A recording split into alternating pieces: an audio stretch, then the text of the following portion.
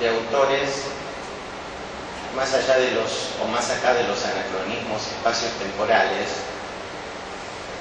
que consideran que la imaginación está por encima de lo que tradicionalmente consideramos el conocimiento o la inteligencia. Por ejemplo, a la recherche du temps perdu, la búsqueda del tiempo perdido, que se ha estudiado críticamente desde el punto de vista de la memoria, siempre se habla de la memoria volontaria, de la memoria involuntaria, con la que yo disiento porque creo que el tema de la Magdalena en Proust tiene mucho más que ver con la imaginación del narrador o del personaje que con la memoria. Esto me lleva nuevamente a Silvino Campo. En uno de los libros menos conocidos de Silvino Campo, escrito exactamente en 1949, porque hay una discontinuidad, esto me lo revela Pierre Casares, por ejemplo, los últimos Cornelia frente al espejo, las últimas obras publicadas por Turquet, Cornelia frente al espejo, y así sucesivamente, Los ejércitos de la noche. Son libros que cronológicamente no corresponden a la fecha de publicación, por ejemplo, y así sucesivamente fue escrito en los 50 o en 40, que es parte de lo que Henri Millot llamara el gran juego y de la concepción lúdica de Silvino Campo, que también tiene una estrecha e íntima relación con la voluntad. No podemos concebir a la voluntad sin el elemento lúdico. ¿Qué ocurre con la definición de voluntad de los diccionarios? Hay una contradictio in affecto, una contradicción muy notoria, no solamente en Litrae, en el diccionario de la Real Academia, sino en todos los diccionarios, de tener una visión contemplativa y teorética de la voluntad, de la imaginación, ¿no? Es más, tomarla como un elemento falsario, apócrifo o relacionado de manera estrechísima con la fantasía.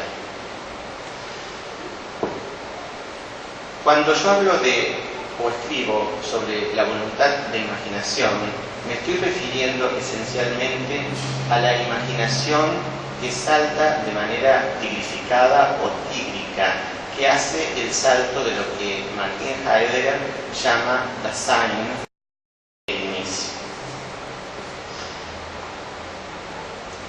Las vastas obras que abarcan un mundo, o que pueden abarcar un mundo, me voy a permitir el uso de esta metáfora y tomar a arquetipos junguianos, digamos, Dante, Shakespeare, Homero, Tomás de Aquino, Aristóteles o el Zohar, nos llevan a un antiguo pleito de símbolos y de alegorías.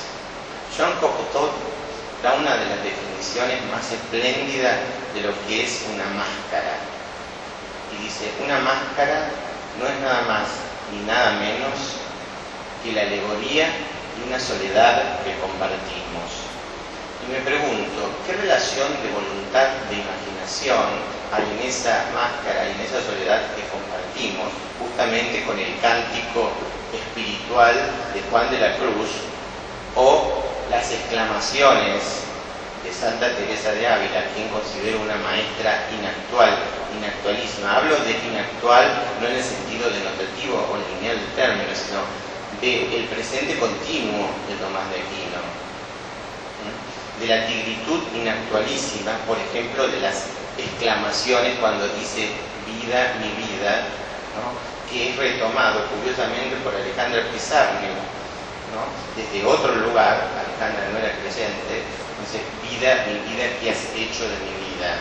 Bueno, la génesis de Alejandra está en Teresa de Ávila, que es una de sus lecturas predilectas. Hablamos de la imaginación onírica. La imaginación onírica diverge de manera continua con lo que yo llamo la voluntad de imaginación. Y me parece también que la imaginación onírica, y vamos a hacer un salto al siglo de oro y vamos a llegar a Quevedo y a Góngora, a la varia imaginación de Góngora. Nora se ríe, ella es un especialista. Me parece que la imaginación excede ampliamente ese epíteto de imaginación onírica. En la imaginación hay un hacer, hay un preludio en el opúsculo de la voluntad de poder o de la voluntad de poderío, donde hace una excelente resignificación del mundo como voluntad y representación de Schopenhauer. Creo que dispersa de algunas maneras las primeras semillas de lo que es la voluntad de imaginación. Y Nietzsche dice, la voluntad de poder quiere más, siempre más. No se contenta con, llamemos, un objetivo o con el simple deseo que la aborda o de alguna manera la vuelve plena, quiere más. Pero yo creo que la voluntad de imaginación permite unir dos términos antagónicos, completamente antagónicos, como son voluntad, que en alemán tiene un sonido muy fuerte, Wille, ¿no? Volonté en francés, con imaginación, que insisto, ha sido siempre vista como sinonímicamente, como fantasía o como lo falsario, en todas las entradas, en segundo o tercer lugar, de los diccionarios que uno puede consultar. Es interesante rescatar los textos cautivos que hace Emil Rodríguez Monegal en 1986, un celebérrimo especialista en Borges, uruguayo, que recopila por primera vez todos los textos, notas y críticas de la revista El Hogar. Es el primer trabajo o intento de recopilación del corpus borgiano, que después se hizo con la revista Sur, con la revista Síntesis, con textos publicados de la época ultraísta en España o en otros países en los últimos 15 años. Pero Emil Rodríguez Monegal recupera por primera vez estos textos que corresponden a los 30, ¿no? Si nos metemos en el contexto problemático de los 30, de los comienzos del primer golpe nefasto del siglo XX, que implica 70 años de decadencia para nuestro país terrible, y me pregunto lo difícil y extraño que pudo haber resultado para un genial, voy a utilizar la palabra de Macedonio Fernández, no genio, sino genial como Borges, escribir, por ejemplo, sobre Einstein. He traído un texto que tiene que ver con la voluntad.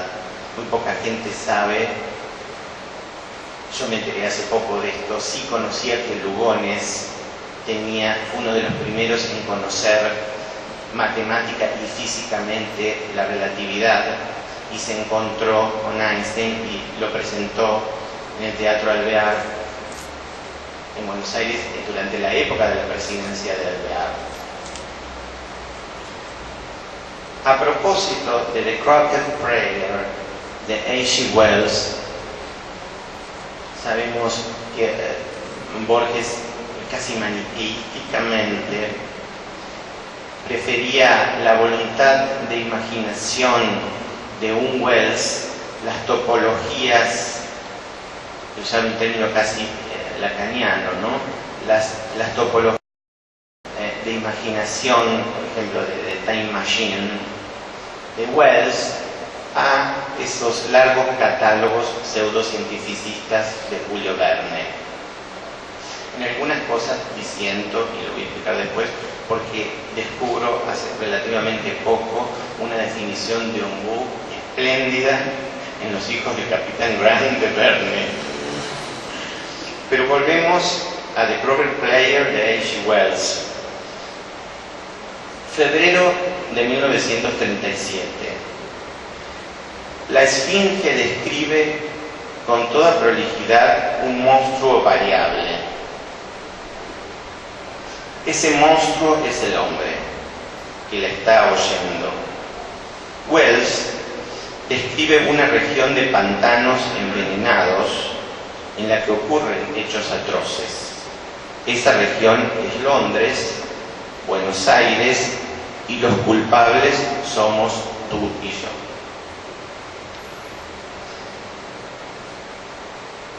Borges consideraba que borrajeaba, usar este verbo, borrajeaba estas genialidades que debemos agradecer a Rodríguez Monegal, que en una entrevista que publica en París, en una revista que tenía una fuerte relación con lo visual. Rodríguez Monegal ha escrito sobre pintura y sobre cine también, y reivindica ya es una reparación de Leonor Fini, dije que iba a hablar de ella. Leonor Fini nació en Buenos Aires alrededor de 1903. Es una de las artistas, de las pintoras más excelsas del siglo XX, admirada por los más grandes artistas plásticos del mundo. Picasso, por ejemplo, Dalí, escritores como Sartre o Jean Genet. Yo traduje hace poco la letra a Leonor Fini, y es un texto que muchos sartreanos no conocen, la carta a Leonor Fini, y es espléndida porque de algún modo resume todas las obsesiones del corpus literario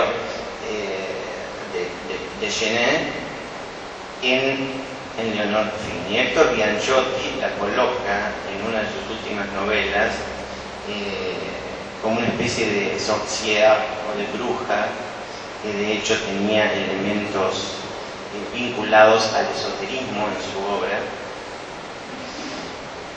Leonor Fini, o Leonor Fini como dicen en Francia, es una artista paradigmática.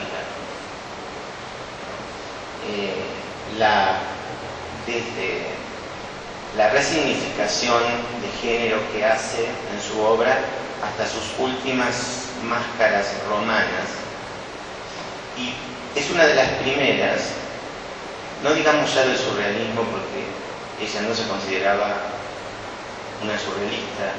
Leonor Fini creo que se consideraba Leonor Fini, o pretendía en el mundo de Magia Ilusoria ser Leonor Fini, que contamina